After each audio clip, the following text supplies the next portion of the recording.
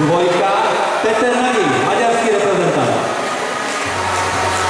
Trojka, to je závodník Komety Brno, David Kušar. Maďarský reprezentant, Gábor Balog, dráha číslo 4.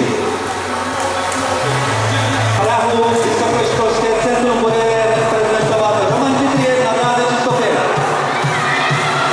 A další bodec Komety Brno, Marek Kostina, dráha číslo 6.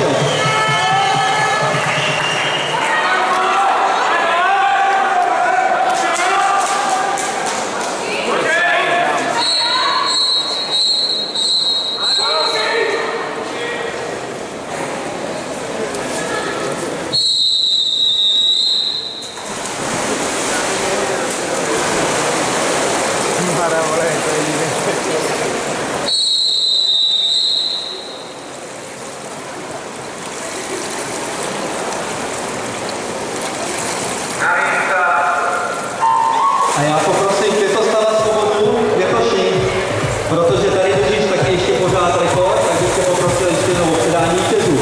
Ale teď v závodu 1 Franta, 2 Maďarsko Nagy, 3 David Kučar Kometa, 4 Balog, 5 Dmitriev, 6 Osina a zmiňoval jsem Květoslava, drží rekord v roce 2009, plaval zde 1:52:67. Tak uvidíme, jak se ty borci poperou.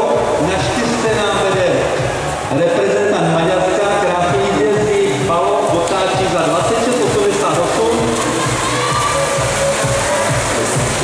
Ale jinak je to ještě vyrovnané, je to 200 metrů.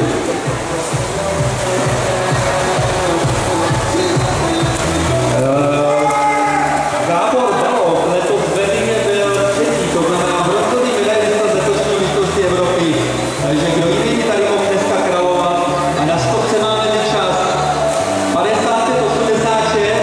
Roman Dmitriev, to je český rekord na tu trať, je druhý 56:21.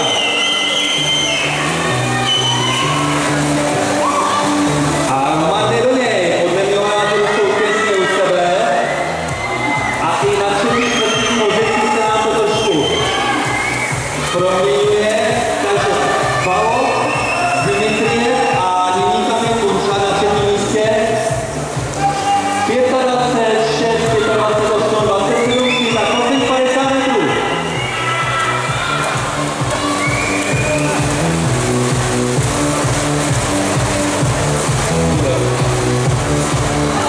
A poslední 25 metrů Balog, Dmitriev a Kučar. Myslím si, že je rozhodnuto.